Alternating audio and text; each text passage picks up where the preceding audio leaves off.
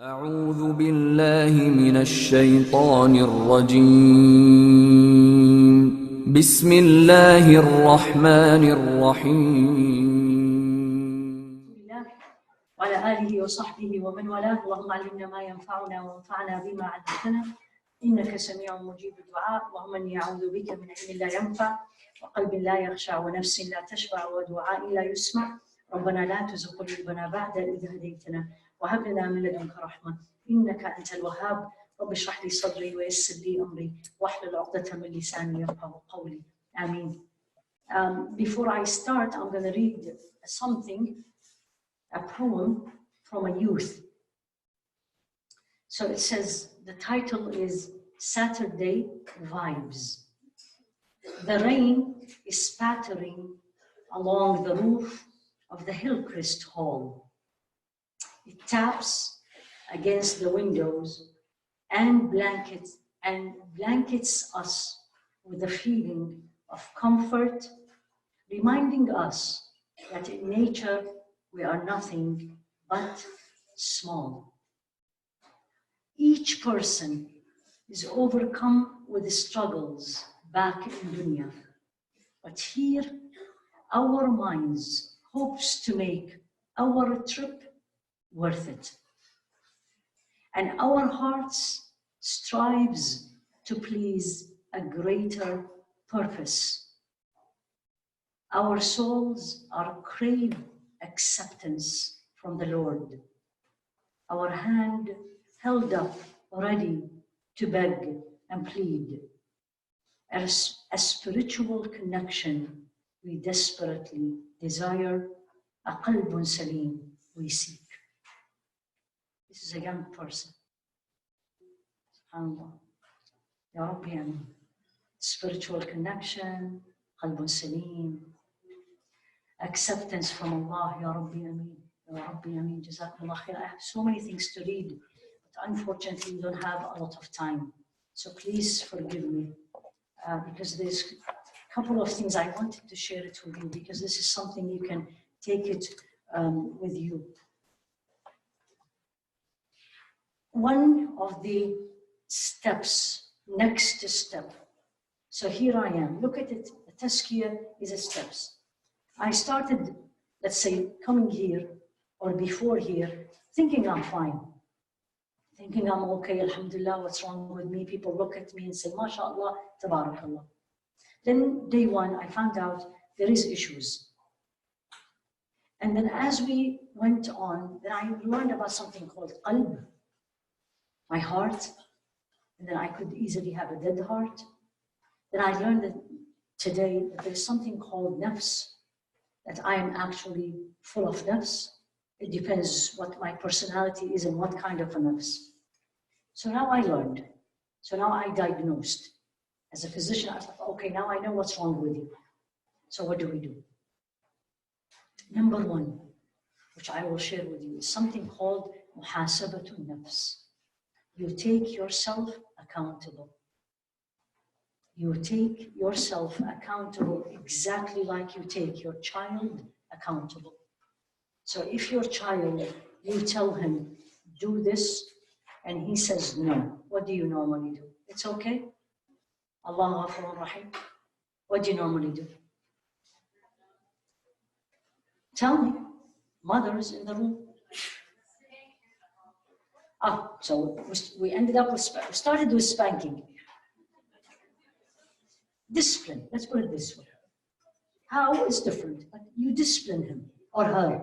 You don't leave them. And why? Isn't that cruelty?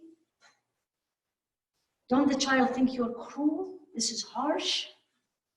And what do you say? What do you say as an adult? If this is your younger sister, Ya Dua, and she did something absolutely wrong, wouldn't you discipline her? Right? Doesn't she think you're mean? So you tell her it's your fault. I'll take it. Pay attention to what we are saying. This is how I with my nafs, how you with your nafs. So you tell her it's your fault. She looks at you and says, but it's not fair. What do you say? Mothers maybe can help dua. It's for your good. Jazakallah khair. You say, this is for your good. You need that. One day you will thank me for this. Don't we all say this? Little bit not young people in this room. How many things now you say exactly what your mother said? Everyone, young and not very young, is saying this. Those who have children, once you start having children, you are becoming your small mama. Everything she used to look at and says, don't do it. Now you look at your child and says, don't do it. This is called, in spirituality, in Tazkiyah, it's called muhasabatun nafs. Take yourself accountable. Take yourself accountable. To start with, scholars of Tazkiyah teaches you, and nafs is like a baby. There's a very famous poem. والنفس كالطفل إن تهملها شب على حب الرضاع وإن تفطمه ينفطم. The nafs, the soul, me, you, the four kinds, let's say the three kinds, like a baby, newborn, loves breastfeeding. If you will not stop the breastfeeding, they will continue to breastfeed. But if you stop it and discipline them, they will stop. Right? We all know this for fact. So let's come to muhasabat an-nafs. So here I am.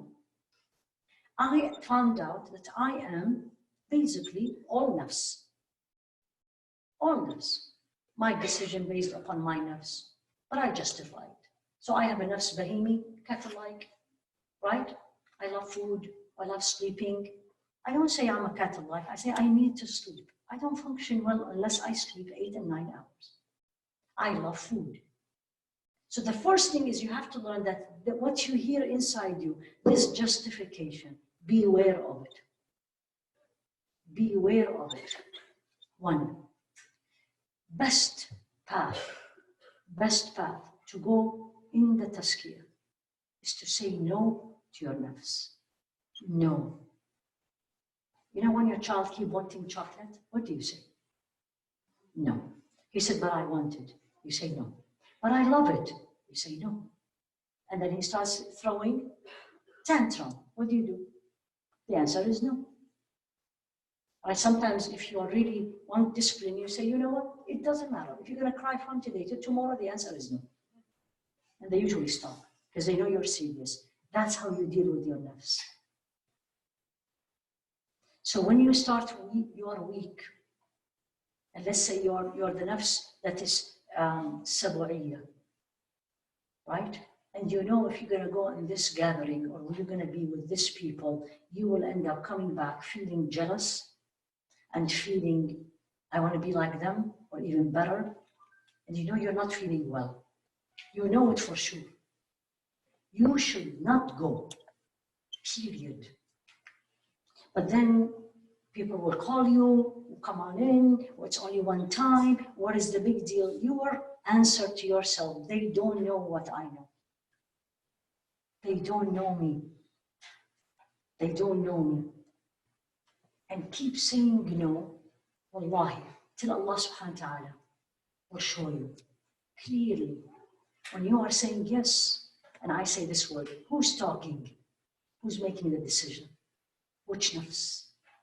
And when you say yes, who's talking and who's making the decision? It becomes very clear. So it's my angelic nafs, tawakkuli. It's my sab'i nafs, no. It's my cat-like, the answer is no. And the more no you say, the easier the no will become. And at one point, you start hating what you used to love. SubhanAllah. Allah take it away out of your heart. That's how your heart starts to become clearer and cleaner. These attachments, you remember the heart that's full of stuff? Needs to move. When you keep saying, you know, they leave because you're not giving them what they want. They leave, they leave, they leave till it becomes clear, crystal clear. And you will be only talking to Allah. Wallah alladhi illahu. You may find this very difficult, too hard, or impossible. My answer, this is not impossible. It needs work for sure, struggle for sure. I'll fail for sure, but at the end you will get there because Allah will get you there. Because you're doing it, not getting much out of it. In fact, most of the time you're doing things you don't like. Stop doing what you like. You don't do things because you like them. You do things because Allah likes them. Because Allah loves them. Not because I like it. Remember, I kept saying this. The word I is out of this tazkiyah. No I. No I. And if you are confused, and a lot of the time we are, I really don't know, turn to him and say, show me. What you want from me. Is this pleasing to you? Show me. He'll show you. And if it is not pleasing, take it away. Move it. And he will move it. Because your niyyah and your goal is to please him. Of course he will respond. It's not you and what you want. So muhasabat al-nafs.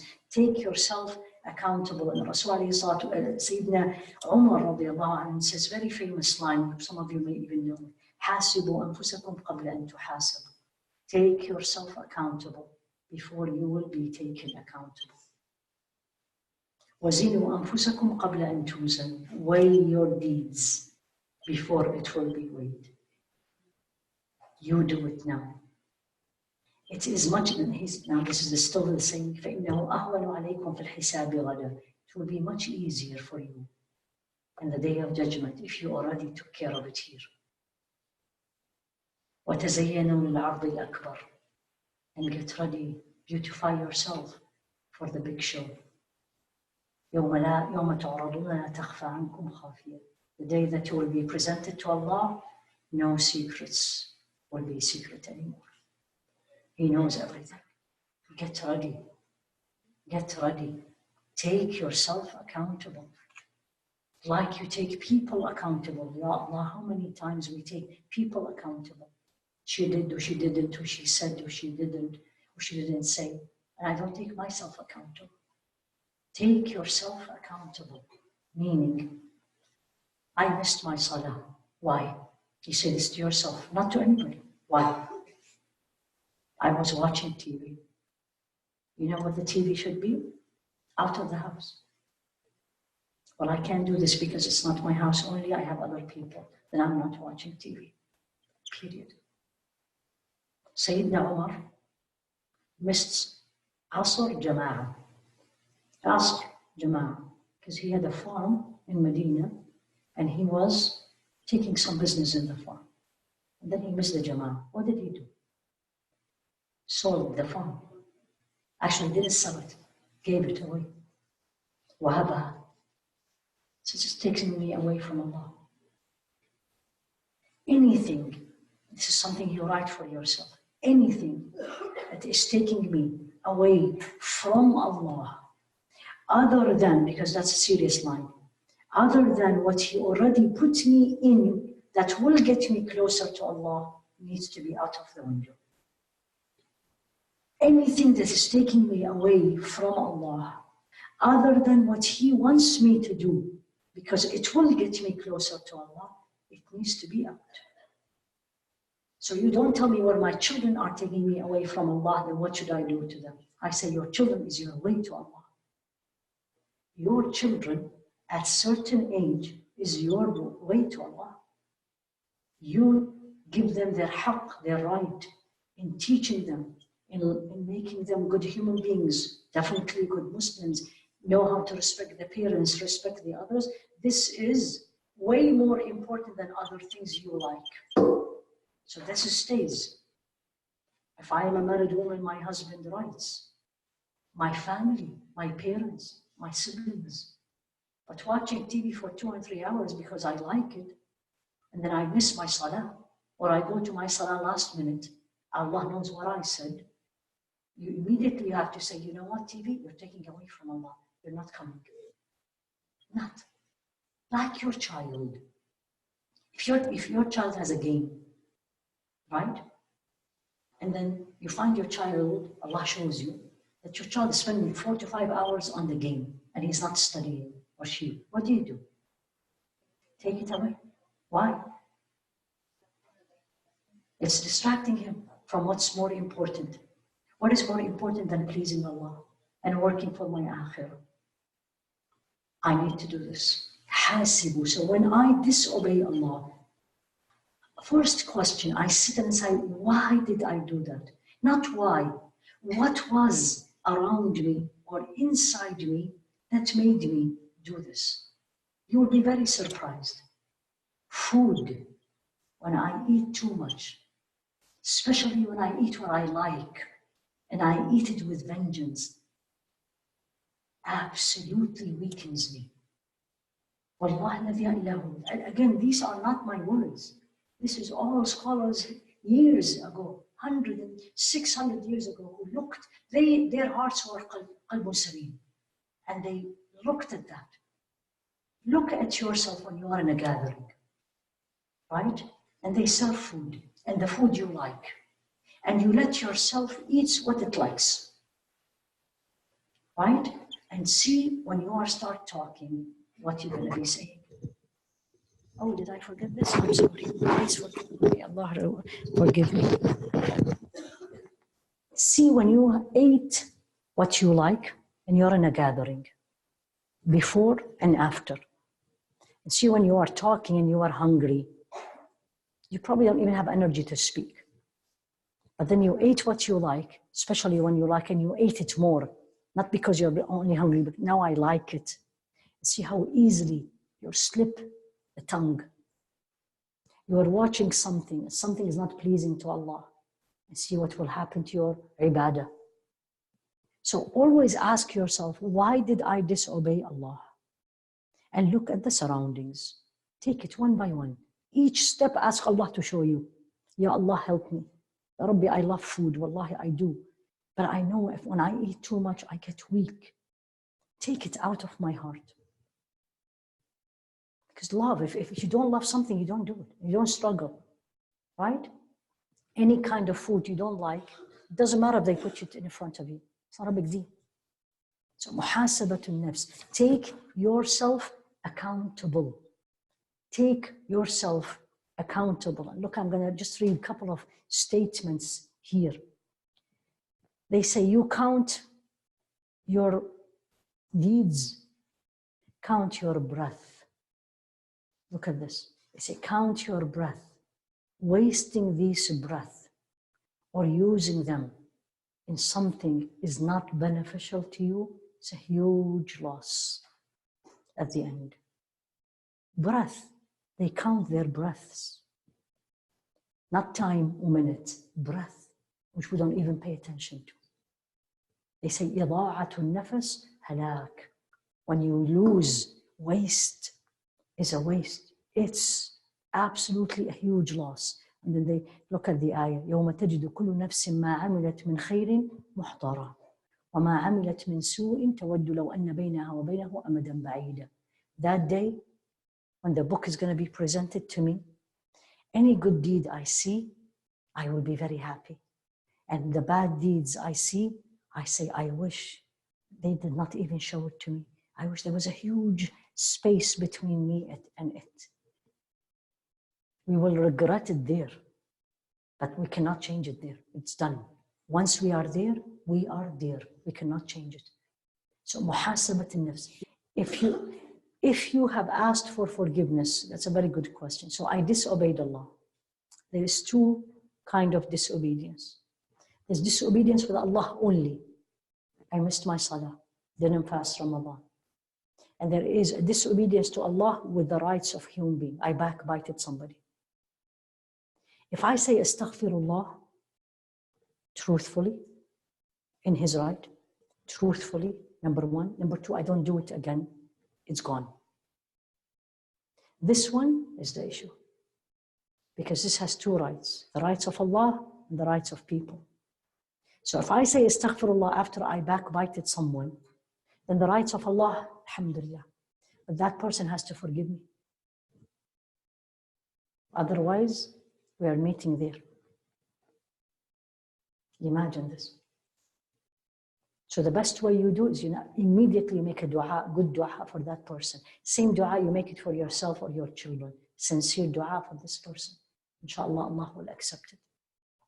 But al-istighfar is not going to be completely when it comes to the rights of people. There is a hadith, they say it's a saying of Sayyidah Aisha, and some says it's a hadith of Rasul alayhi salatu wasalam.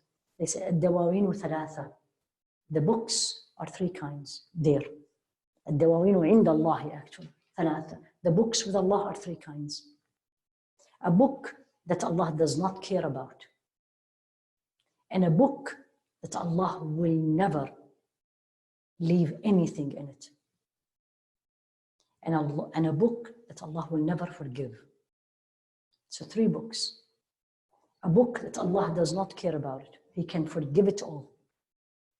And a book that is never forgiven. And a book that Allah leaves nothing in it without taking it accountable.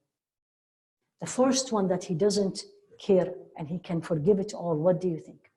What is that book? It's His rights, subhanAllah. So His rights. The book of His rights, He can forgive it all. Subhanallah. لا يعبأ به. That's how they say it in Arabic. Doesn't care about it. And one that He will never forgive is a shirk. The book of shirk is never forgiven. Because Allah said it in the Quran. إن الله لا يغفر أن يشرك به ويغفر ما دون ذلك لمن يشاء. Allah will never forgive. Allah forgive anything He wants except shirk. The third one that He will leave nothing in that book, meaning He will take everyone, everything, every step, every word is حقوق العباد. The rights of people.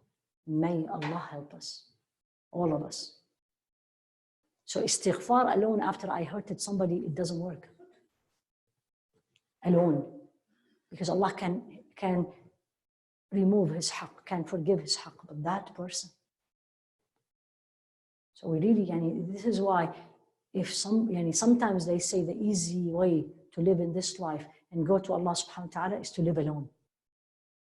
But then this cannot happen because you're around people. And there's a reason Allah put us in this test. So muhasabat al-nafs, take your nafs. And the muhasabah, and I'll give you some points. Take yourself accountable even when you do a good deed. Look at this one. Al-muhasabah fi al-ta'a. When you are doing a good deed. I was like, Ya Allah, they say the following. Number one. So you did a good deed now. Did you give the right of Allah fully in this haqq?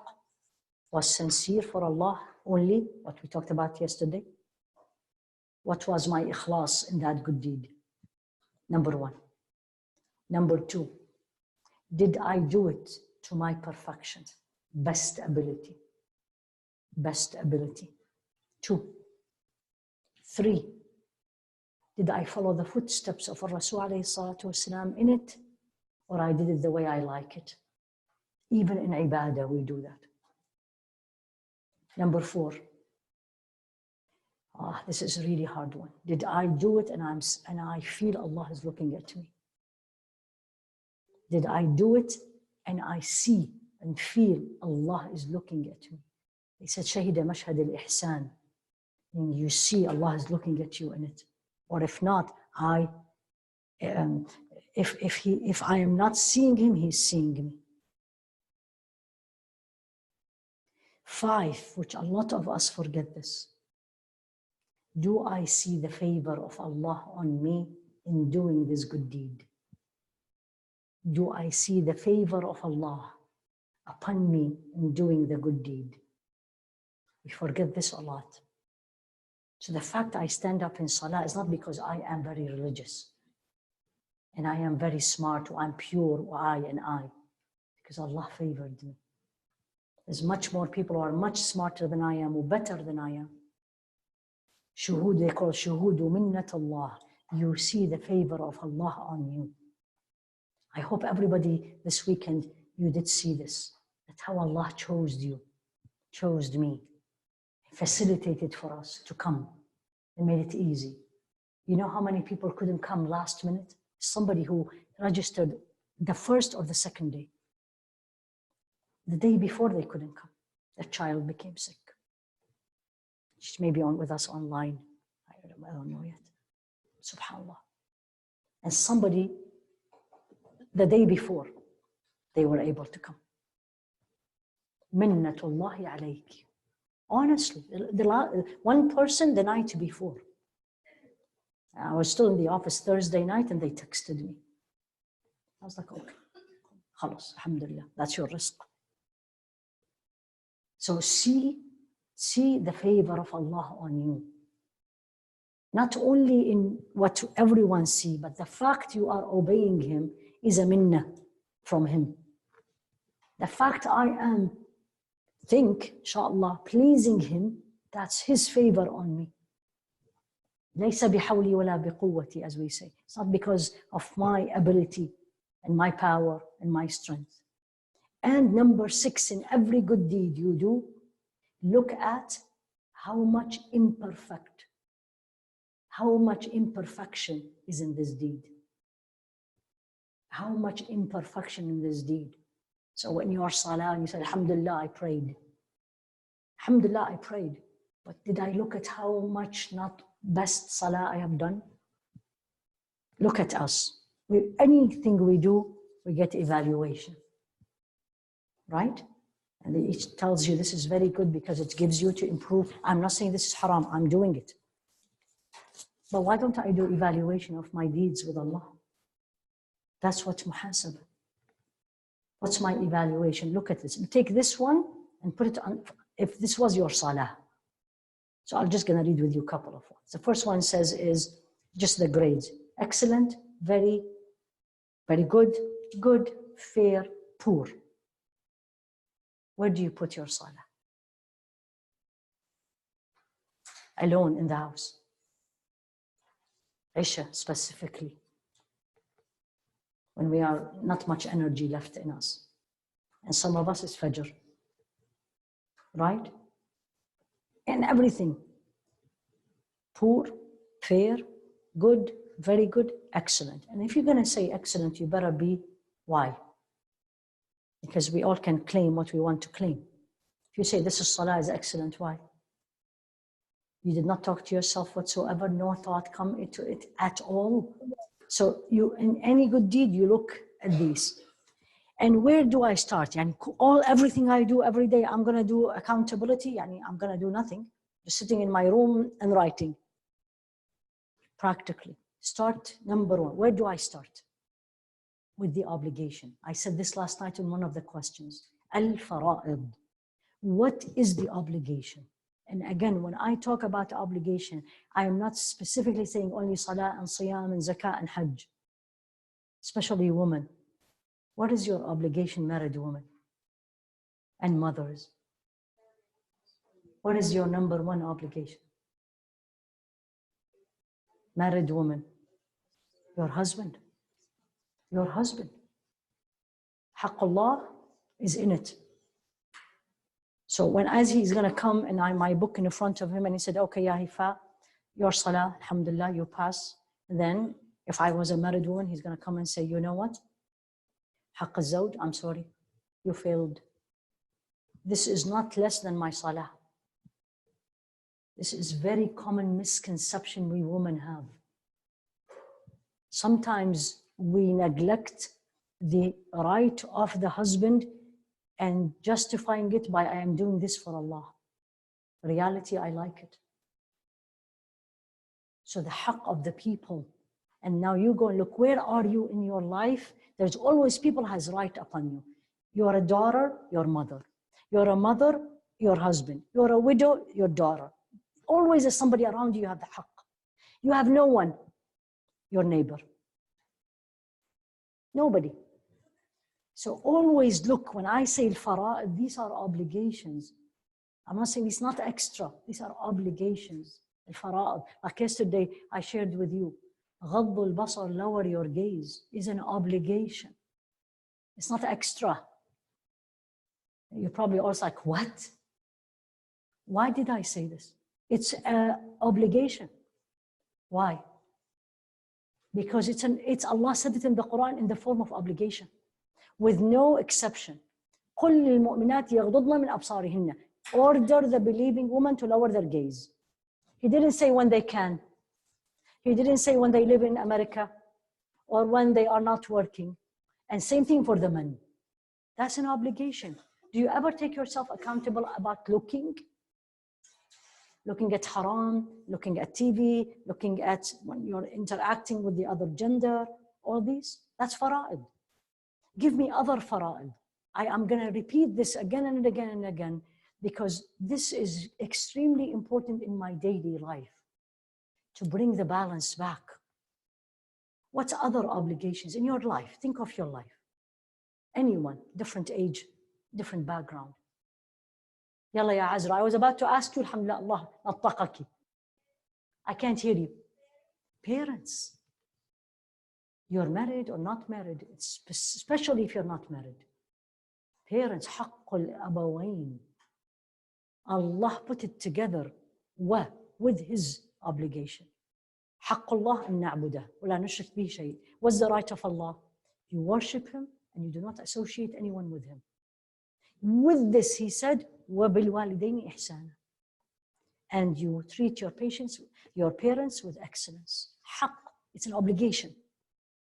Excellence, you give them the best. Not because you like them. Not because they are babysitting your children. Not because they are, I need to be good because they will send me to college and pay the money. Because they are my parents. So imagine non-Muslims who their parents, a convert or a revert, and her parents are non-Muslim, and they are very unpleasant to her. And she still has to give them their right. It doesn't matter if they are Muslims or non-Muslims. They are their parents. Haqq al-nas, look at al-fara'id. Keep asking yourself, look in your life and say, where is my obligations? When I am going to go in front of him, what is number one he's going to ask me? And then it's going to be number 2, and then 3, and the 4. Don't move this because you like it. Most of us move the extras because we love it. Because we love it. I shared this many times with you on this retreat.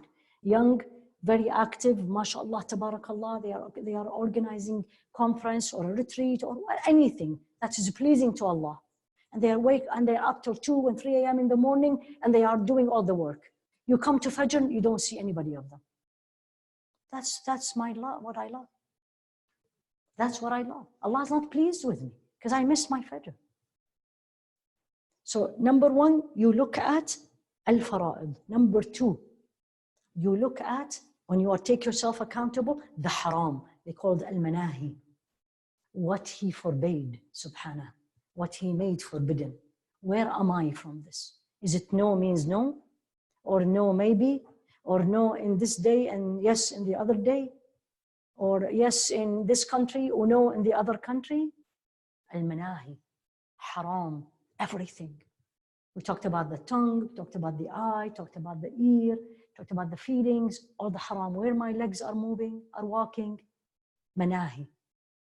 3, this is getting now higher. You take yourself accountable for the moments you are heedless about Allah subhanahu wa ta'ala.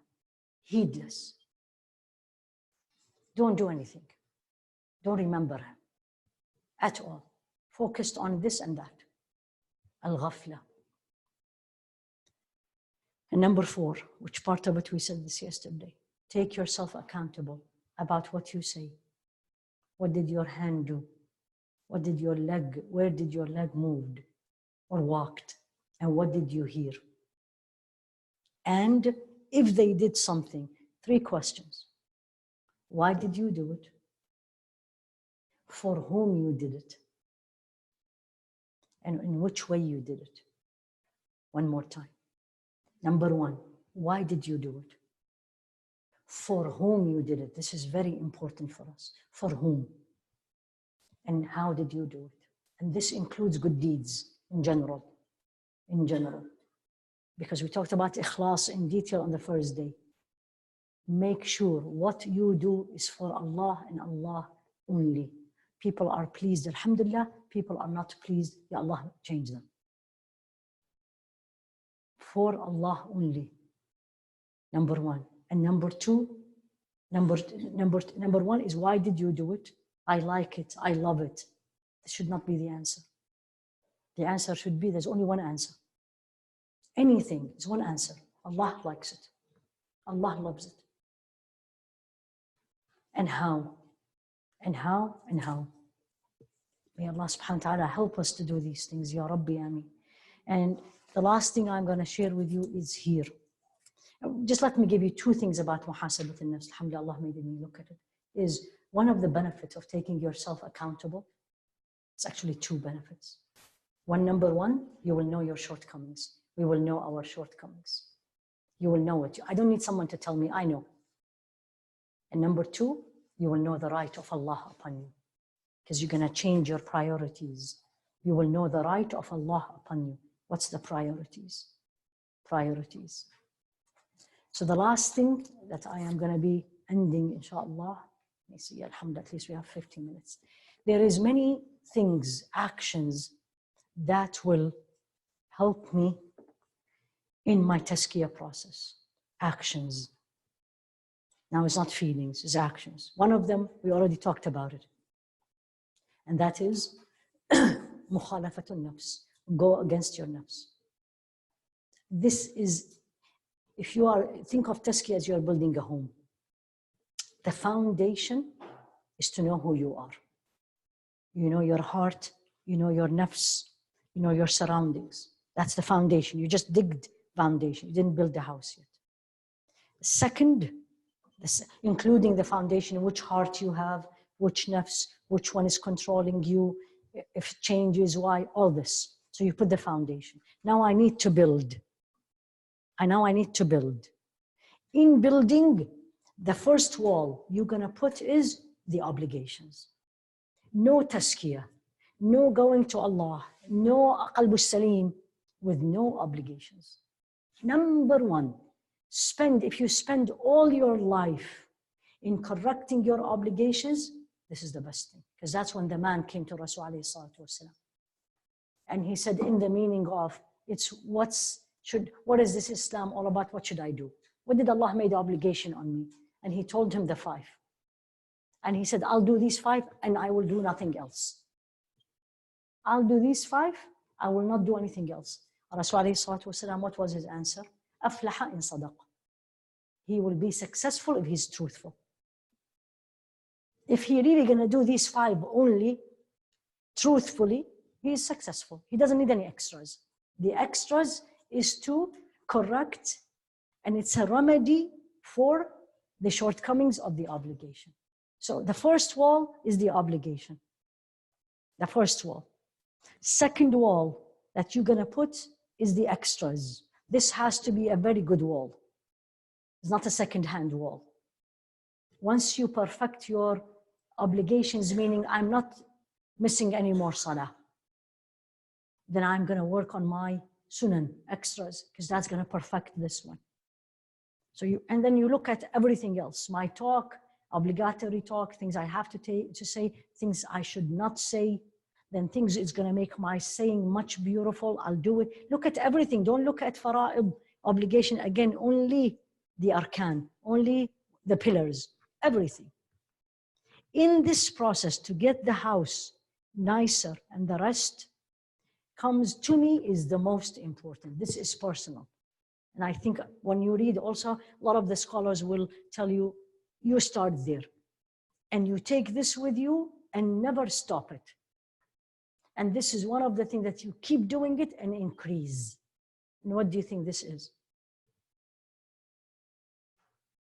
Dhikr of Allah. Dhikr of Allah. Dhikrullah. Dhikrullah. Remember Allah.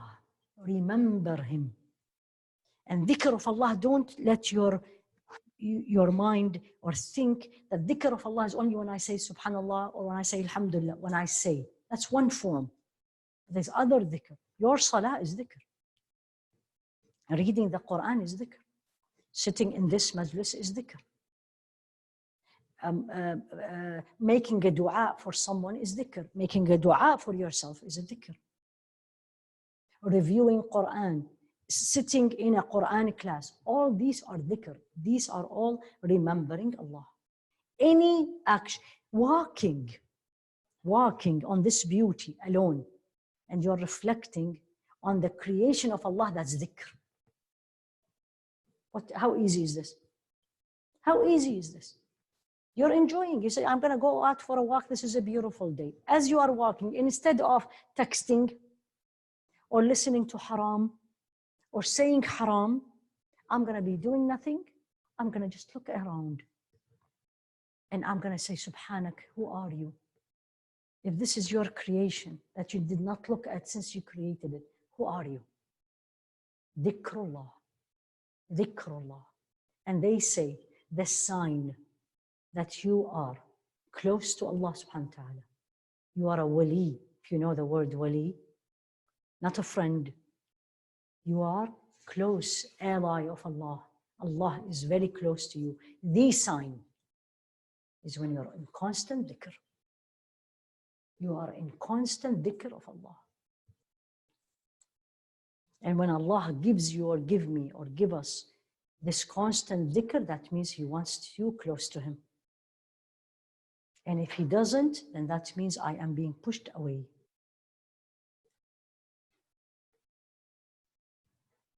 Every part of my body has an act of worship.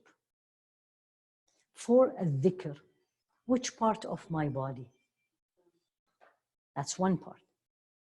What about if somebody cannot speak? Can they do dhikr? In the heart. What about somebody don't know how to say anything? Can my eye be in dhikr? Looking and appreciating.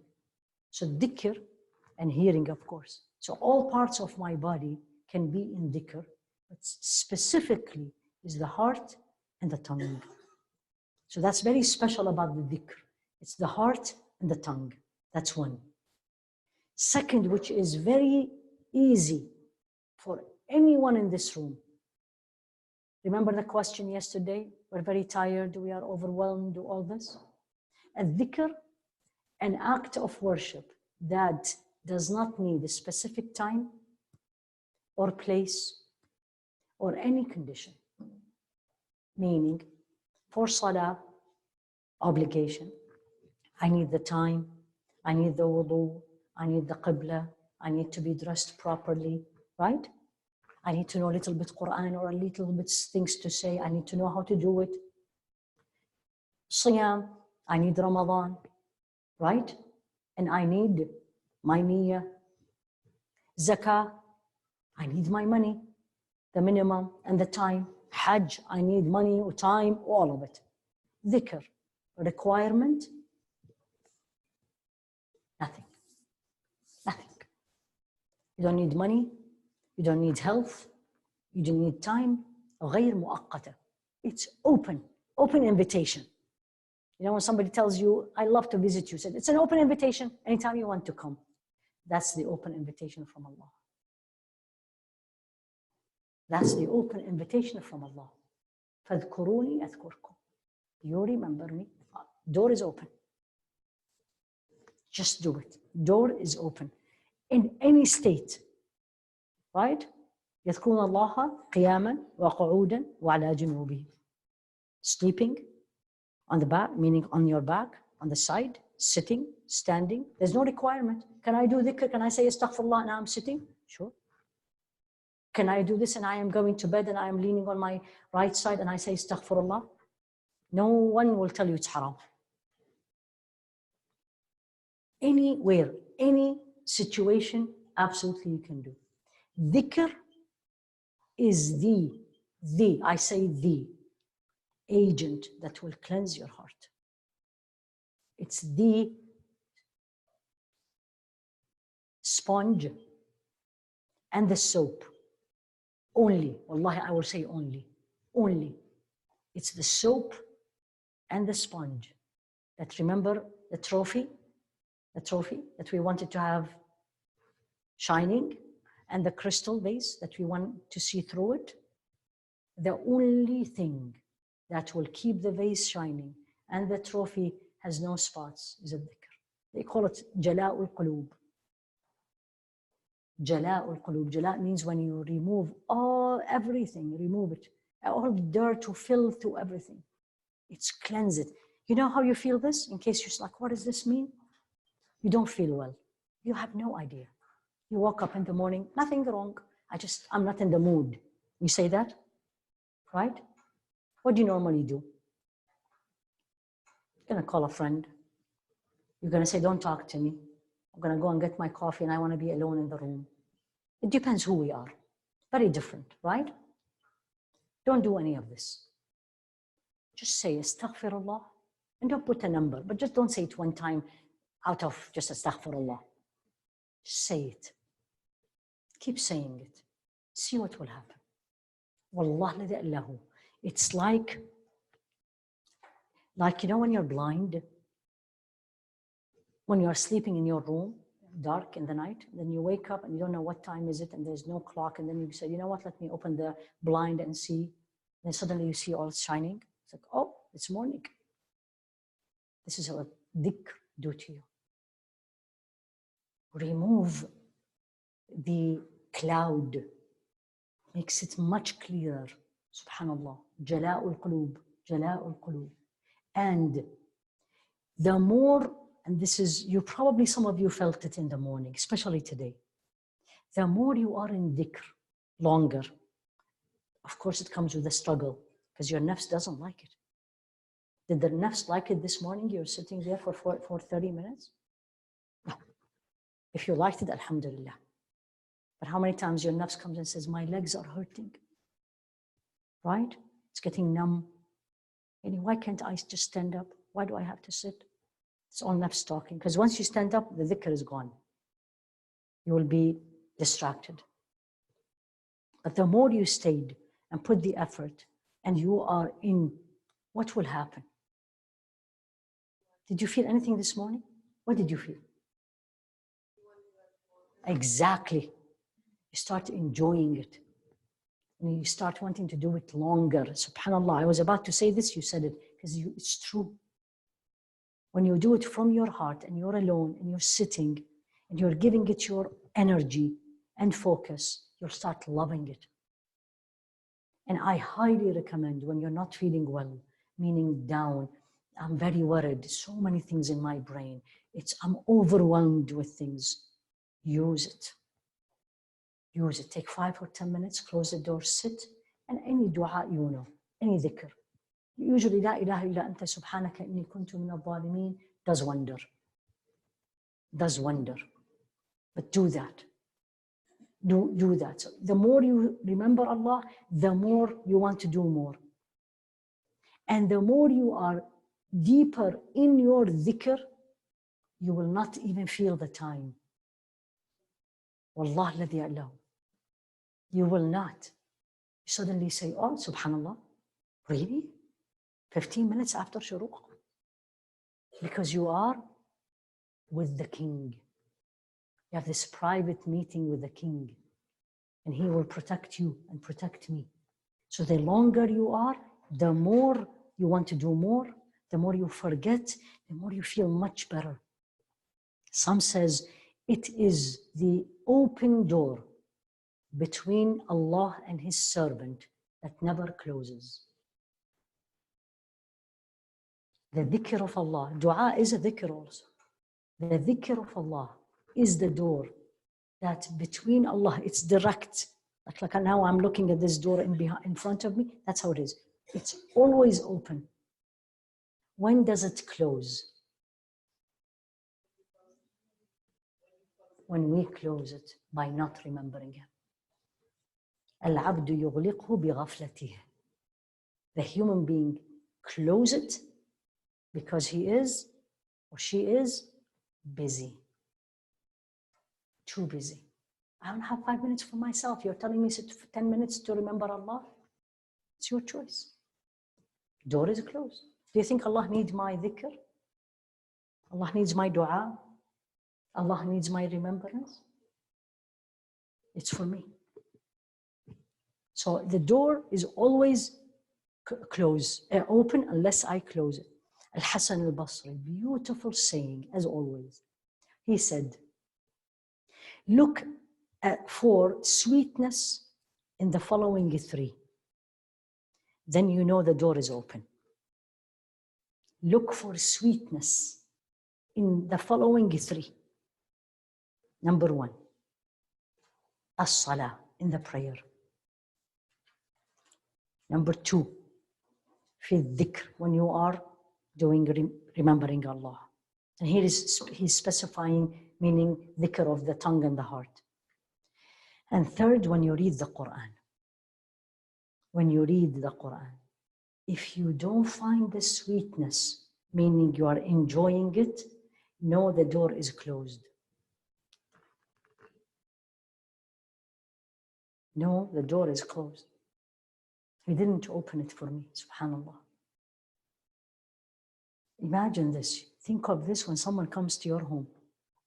I am coming to your home, and you told me before that the door is always open.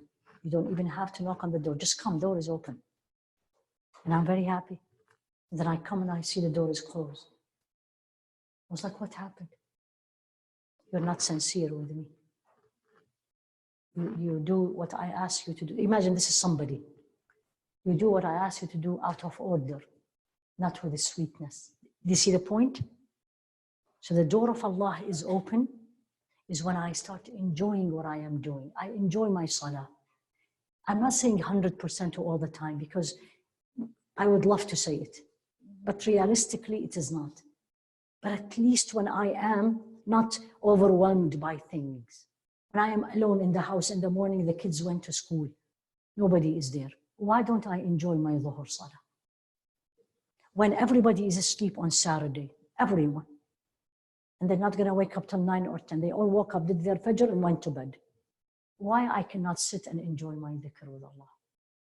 Don't tell me I'm busy. You tell me I have many things. Nobody, they're all sleeping.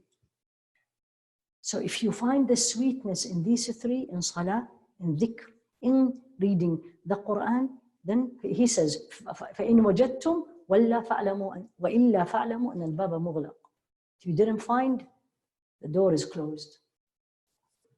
They say dhikr is the soul of the good deeds. The soul, meaning the life of the good deed. If a good deed is deprived of dhikr, meaning proper dhikr, it's like a dead body. Subhanallah, it's amazing. Yani, la ilaha illallah. And they say in the Quran, Allah subhanahu wa ta'ala mentioned the concept of dhikr in 10 ways. 10 ways. And I'll give you the way, and I'll give you the ayah in the Quran also. They say, number one, Allah subhanahu wa ta'ala order to remember Him with no limit, limitless, and sometimes with limit. He specified times, and sometimes He did not specify. So يأمر به مطلقا ومقيدا. مطلقا, unlimited. And Allah said this in Surah Al-Ahzab. يا أيها الذين آمنوا, you all know this. اذكروا الله ذكرا كثيرا. يا أيها الذين آمنوا, you and me. اذكروا الله ذكرا كثيرا. Remember Allah كثيرا, plenty, no limit. And they say in the Quran, the word كثيرا, when it came with ibadah, only with the dhikr. Only with the dhikr. Plenty, no limit.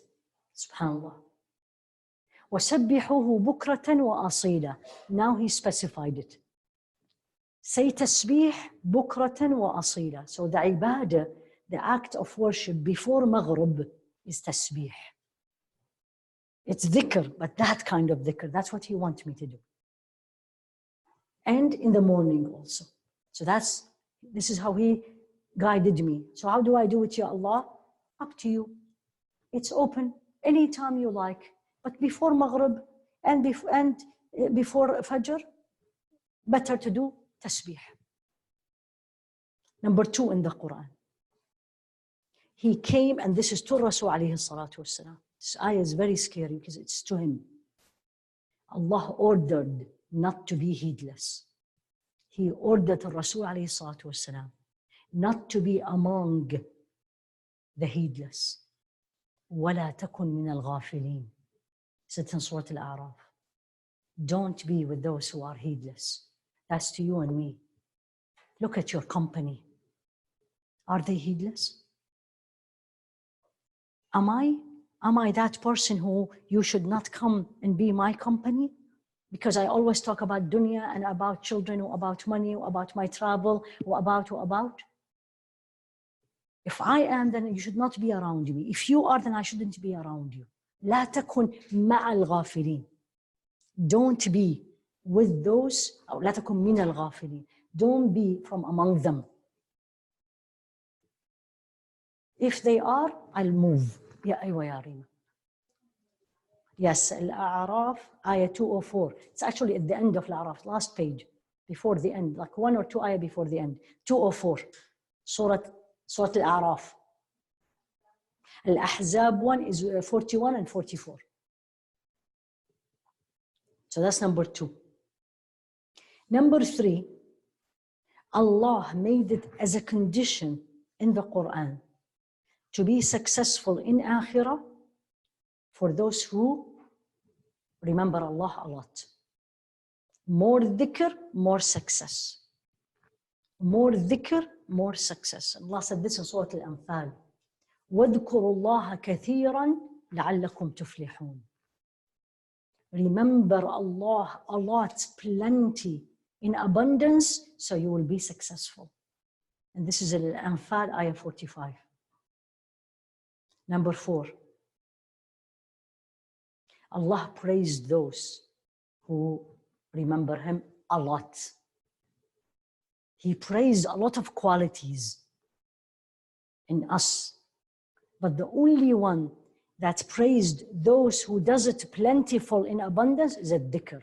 وَالذَّاكِرِينَ اللَّهَ كَثِيرًا وَالذَّاكِرَاتِ. So Allah in this ayah, it's also in Al-Ahzab, ayah 35. Allah said, إِنَّ الْمُسْلِمِينَ وَالْمُسْلِمَاتِ وَالْمُؤْمِنِينَ وَالْمُؤْمِنَاتِ وَالْقَانِتِينَ وَالْقَانِتَاتِ. All these are beautiful examples, a beautiful description.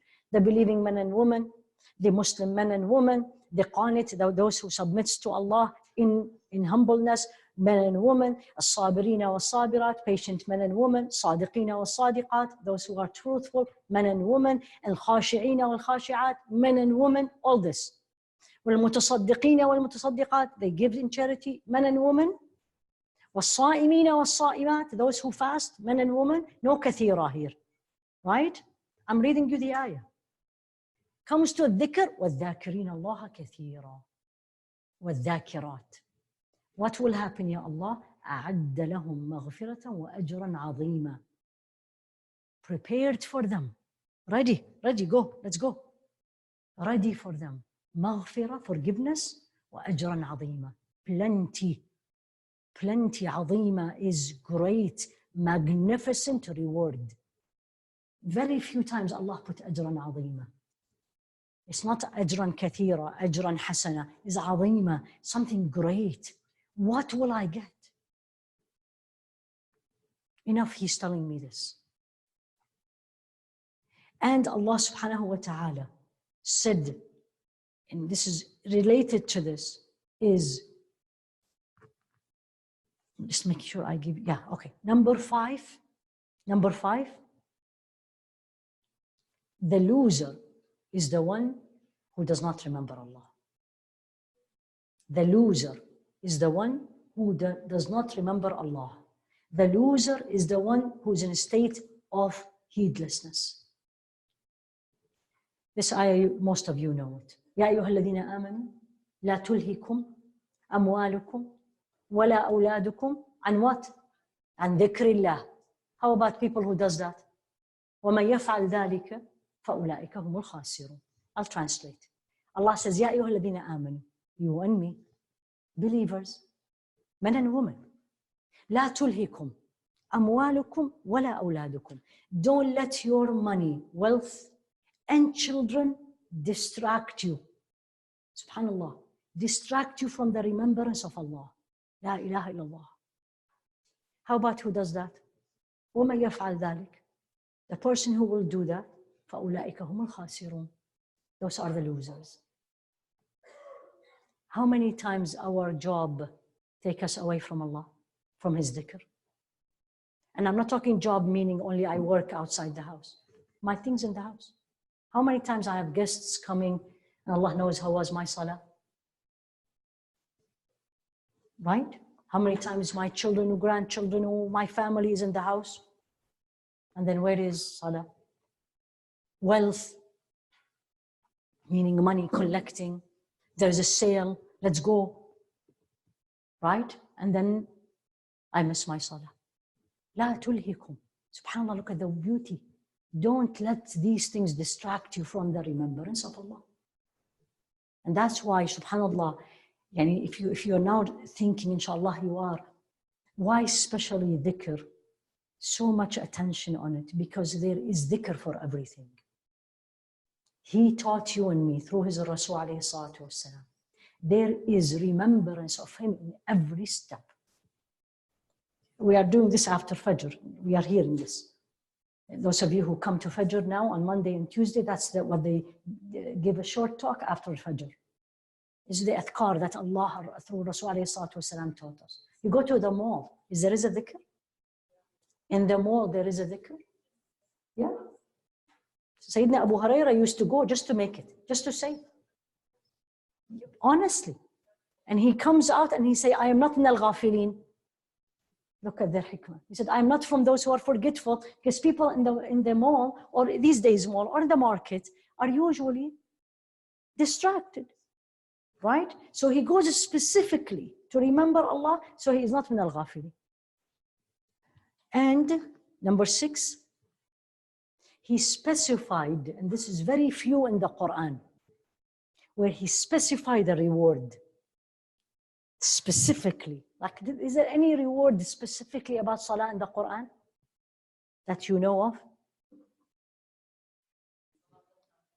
Or about siyam specifically? Or even hajj specifically? I'm sorry? Yeah, what is the reward? I can't hear you. That's in the Sunnah. I'm talking about the Quran. Except the dhikr. The ayah we have shared it many times. فَاذْكُرُونِي أَذْكُرْكُمْ. Right away. And it's fa. It's not wa. Or thumma. It's Allah said, فَاذْكُرُونِي أَذْكُرْكُمْ. Immediately. You remember me, I remember you.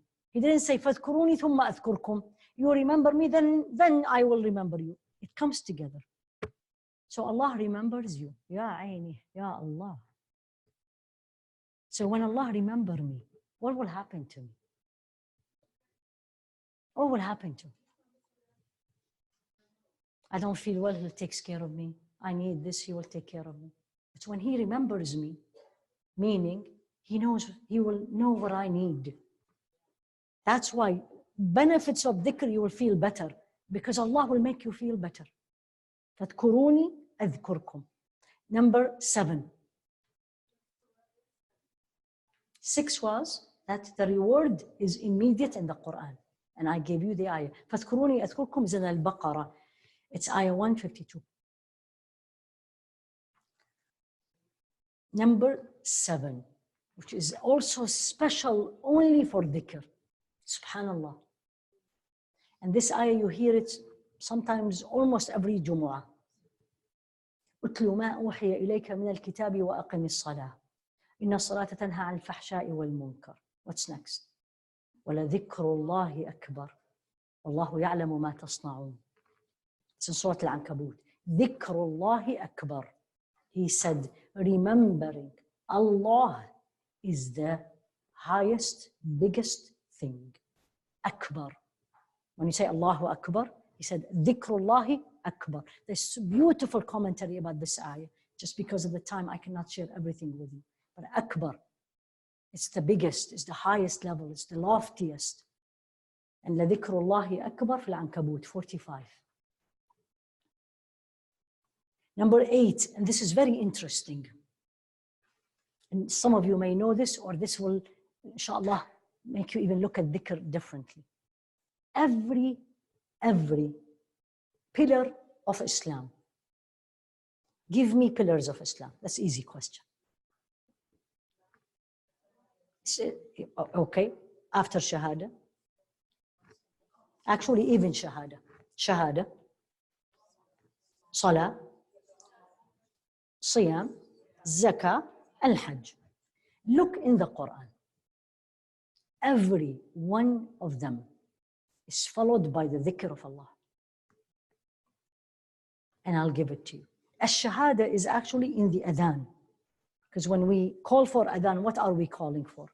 For salah, but what are we saying? So when you finish the adhan, what are you expected to say? A dua. Since salah al-Rasul alayhi salatu wasalam, you made the dua. In the Quran, salah is followed by dhikr. Sawm is followed by dhikr. Zakah followed by dhikr. Hajj followed by dhikr. Let's give you the where are they? Allah subhanahu wa ta'ala, for the Sawm, He said it in the famous ayah of Ramadan in Surah Al-Baqarah, ayah 185. What did He say? What did He say? فاذكروني, at the end, ولتكملوا العدة ولتكبروا الله على ما هداكم ولعلكم تشكرون. What's تكبروا الله? Takbir. What is takbir?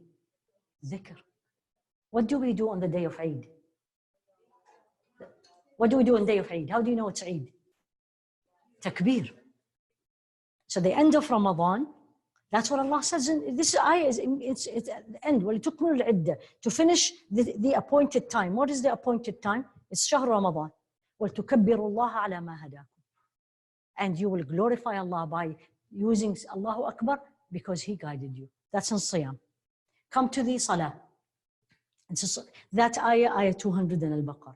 For Salah, in Surah An-Nisa, ayah 103. And this is very clear. فَإِذَا قَضَيْتُمُ الصَّلَاةَ فَاذْكُرُوا اللَّهَ قِيَامًا وَقُعُودًا وَعَلَى جُنُوبِكُمْ. وَعَلَى جُنُوبِكُمْ. And then, إذا قضيتم الصلاة فاذكروا الله قياما وقعودا وعلى جنوبكم إن الصلاة كانت على المؤمنين كتابا موقوتا. There's something before that. It's going to come, inshallah. After Salah, that's what He's saying. Because before this ayah, Allah was teaching you and me how to pray when we are scared. They call Salatul Khawf. So we finished all the Salah. And He says, now you finished Salah. فَاذْكُرُوا اللَّهَ. Remember Allah. قِيَامًا, standing. قُعُودًا, sitting. وَعَلَى جُنُوبِكُمْ, on your back. إِنَّ الصَّلَاةَ كَانَتْ عَلَى الْمُؤْمِنِينَ كِتَابًا مَوْقُوتًا. What did Allah say in Surah Al-Jumu'ah after Jumu'ah? I hope we do this. فإذا قضيت الصلاة فانتشروا في الأرض. Finished Jumu'ah, went to Masjid, alhamdulillah, we greeted everybody, right? And Allah, He knows this. فانتشروا في الأرض. خلاص. Leave the Masjid and you go wherever you want. You need to go. And then واذكروا الله. فإذا قضيتم الصلاة فانتشروا في الأرض وابتغوا من فضل الله واذكروا الله كثيرا لعلكم تفلحون. Jumu'ah, Surah Al-Jumu'ah, and the ayah is 10. Hajj. In Al-Jumu'ah, it's the last ayah. Ayah 10. 10. Hajj, I read it to you this morning. Same word He used it for Salah. كذلك سخرناها لكم كذلك سخرناها لكم لعلكم تشكرون لا ينال الله لحومها ولا دماؤها ولكن يناله التقوى منكم كذلك سخرها لكم لتكبروا الله على ما هداكم ولعلكم وبشر المحسنين. He finished all the Hajj, all the rituals of Hajj. You slaughter the animal, you stand in Mina and everything. And He says at the end, after you slaughter, Allah does not need the blood and the meat of the animal. It is there for you to glorify Allah, to kabbirullah, same word, ala ma hadakum, because of the Eid also. So each major one is actually end by dhikr, and some of them actually during them. وَأَقِمِ الصَّلَاةَ لِذِكْرِ. Allah said this to Sayyidina Musa in Taha, perform salah so you will bring my dhikr. And the salah is to affirm the dhikr of Allah. So dhikr, don't underestimate. I always say this to myself, Ya Allah, ij'alni min al-dhakirina kathira. Make me of those who remember Allah a lot, plenty, not only when I need you, not only when I have time, not when I am in this good company, always kathira. Number 9, Allah said this in Surah Ali Imran. He said, the people of dhikr are the people who will benefit from His Quran and His signs. People of dhikr, they are the people who remember Him, are the people who will benefit from His Quran. إن في خلق السماوات والأرض واختلاف الليل والنهار لآيات لأولي الألباب الذين يذكرون الله قياما وقعودا. Ali Imran, and page before the end of Ali Imran. The creation of the heavens and the earth and the change of the day and the night is a signs. لأولي الألباب, those who can comprehend. But who are they? يذكرون الله.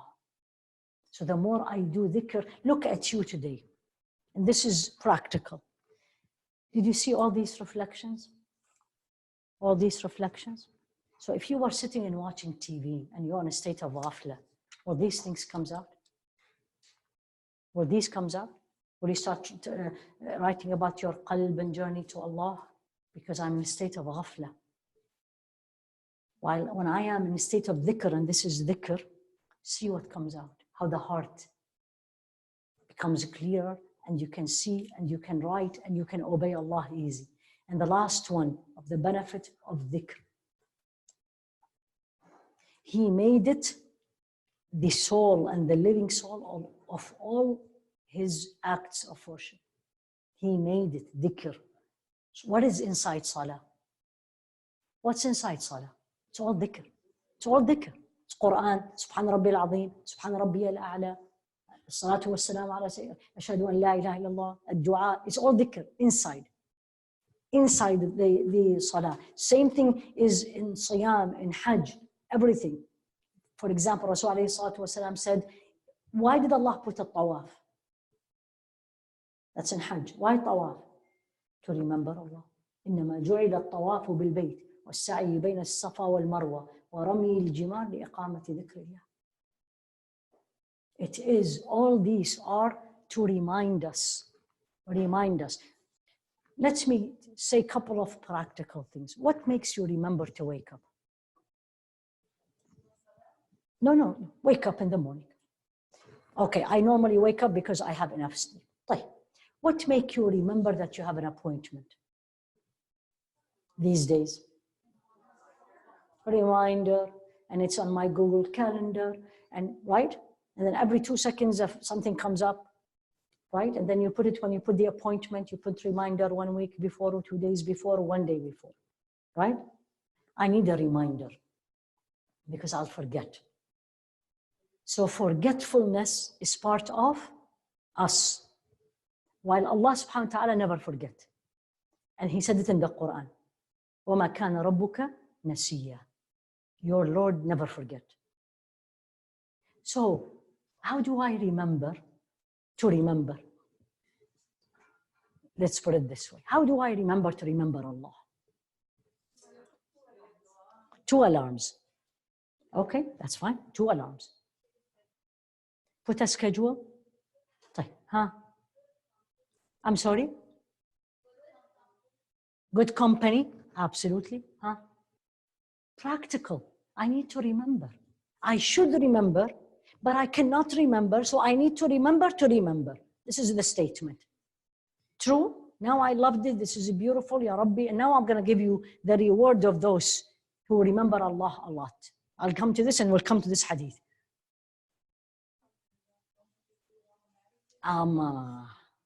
I was waiting for this. Once you do something daily, it becomes habit. When we go to the bathroom, do you even think about washing your hand? Or you automatically go and wash? And if you don't find the soap, what do you say? Where's the soap? Right? Did you think of it? Why? Because you've been doing it long time. When you were young, how many times you forgot? Did you wash your hand? Yes, I did. And then what do? You smell their hand. Right? Why? Because you help them to remember. And then it becomes a habit. This is what we need to do. Honestly, this is what we need to do. Wallahi, I say this to Allah, Ya Rabbi, I am very weak, I forget. Help me. So how He will help me? There's these apps. Do you have it? Suddenly it comes in and says, Subhanallah. Do you have it? Alhamdulillah. You have to say Subhanallah because it comes in front of you. Right? I struggle when I go to the bathroom and come out from the bathroom to remember. Put it on the door, outside door of the bathroom. You open the door, you look, you remember. I remember to say Bismillah when I forgot to say Bismillah when I eat. These are all dhikr, right? What do? On the fridge. On the fridge, put a dua. I have a struggle to remember the dhikr when I am in my car, and I do it every day. Sometimes 3-5 times a day. Put it on your dashboard or on your steering wheel. Put it there, small. And then you get a point where it becomes like washing the hand, remove it. People will make fun of you, but there's a lot of people who will follow your steps. Don't think of the negative. There's a lot of positives also. So help yourself to remember. And number one, remember what the first dua I shared with you on Friday. What was it? Any of you remember? Allah. Allahumma a'inni. Look at the dua. A'inni, help me, please. Ala dhikrika, number one, to remember you. Because He knows it's difficult. It's very easy. Subhanallah. But we don't do it. We forget. A'inni ala dhikrika wa shukrika wa husna ibadati. Last thing I'm going to share with you. So Allah subhanahu wa ta'ala made it easy. And I am now kathira. I remember Allah a lot. Where will I get? And there's 2 hadiths. One of them is what Flora was trying to tell us. Rasul alayhi salatu wasalam was walking in a path or in a street in Mecca, and he passed on a mountain. And the mountain called Jumdan, the name of the mountain. Jumdan, actually. Jumdan, the name of the mountain. It's a name. And he said with the companions, of course, every step, every opportunity of teaching. فقال هذا جمدان سبق المفردون. So he said, this is Jumdan. That's a mountain. Those, he called it al-mufarridun. Those who does one thing, they are ahead of the game. And they say, وَمَا الْمُفَرِّدُونَ Ya Rasulullah, what is this one thing they do it? And they are ahead of us. What is it? الذَّاكِرِينَ اللَّهَ كَثِيرًا وَالذَّاكِرَاتِ. That's what he said to them. Those who remember Allah a lot, they are ahead, way there. You know, when you are, I don't know if any of you run or do race or you watch, you see people way ahead. You say, this is so hard to catch this. Be like this. That's what he was trying to tell them. سَبَقَ الْمُفَرِّدُونَ. They are way ahead of us, ahead of you. And it's like, what is these? Who are these? الذَّاكِرُونَ اللَّهَ كَثِيرًا وَالذَّاكِرَاتِ. There's a part 2 of this where, and another hadith, okay, and, oh, actually it is here. He said it, this is what another hadith, and this one is actually Imam Ahmad, and has part 2, and I'll share the part 2 with you. He said, do you want me to tell you the best deed you do? خَيْرُ أَعْمَالِكُمْ. The best of your deeds. Imagine. Best of your deeds. وَأَزْكَاهَا عِنْدَ مَلِيكِكُمْ. The most purified with your Lord. This is second. وَأَرْفَعَهَا فِي دَرَجَاتِكُمْ. And in your rank of deeds, this is the highest level. وَأَرْفَعَهَا, highest level. وَخَيْرٌ لَكُمْ مِنْ إِعْطَاءِ الذَّهَبِ وَالْفِضَّةِ. And it is better than giving, donating gold and silver. وَأَن تَلْقَوْا عَدُوَّكُمْ فَتَضْرِبُوا أَعْنَاقَهُم. And it's better than meeting your enemy and you're fighting them and you're killing them. قالوا وما ذاك يا رسول الله. What is this, يا رسول الله? Better, best deed, most purified, highest level, better than me giving gold and silver, better than meeting my adu, my enemy, and I am killing him. All these, this is better. Think of this. Better, so better than Qiyamul Layl, the act of the Qiyam, because inside is dhikr.